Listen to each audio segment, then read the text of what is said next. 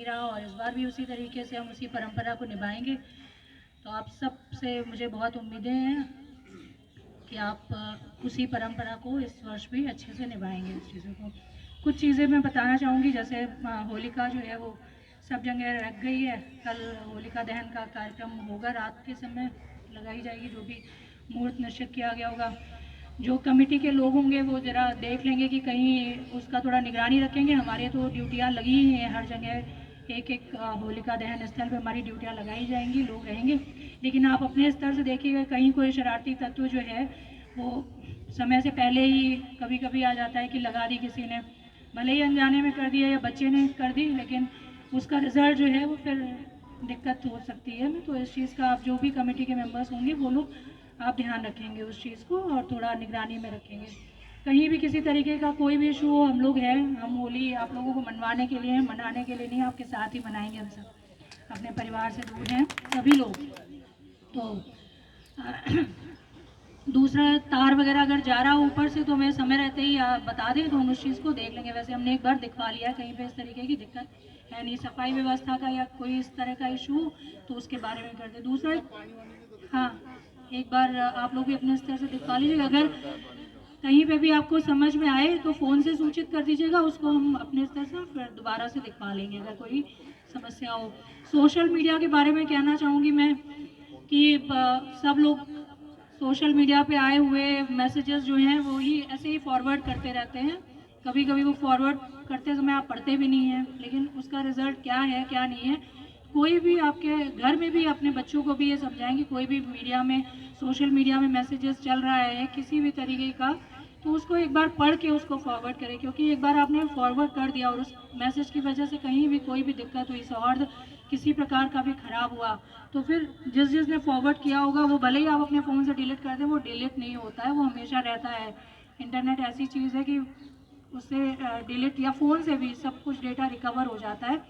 तो आजकल युवाओं में ये चलन है थोड़ा सा कि अनजाने में बहुत सारी चीज़ें वो कर रहे हैं, उनको पता भी नहीं होता। एक घटना अभी हाल की जो चल रही है आपकी बैंक की ही समझ लीजिए, बैंक में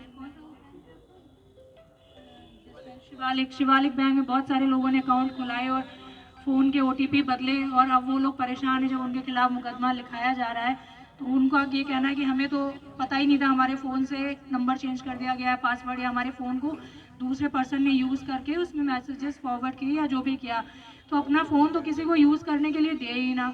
कोई भी फॉरवर्ड कर रहा है मैसेज या चेंज कर रहा है पासवर्ड तो उसका ध्यान रखें, क्योंकि अल्टीमेटली जिसका फ़ोन है, जिसके नंबर से चेंज किया जा रही है चीज़ें, भले ही आप कहते रहे कि हमने विश्वास में दे दिया, विश्वास तो करें ही मत, है ना। भले ही कोई भी हो, पेरेंट्स का भी बताइए, फादर के अपनी वाइफ के फ़ोन से चेंज करें, कल्प्रिट तो वो भी बन गए। तो उन चीज़ों का ध्यान रखें सब लोग।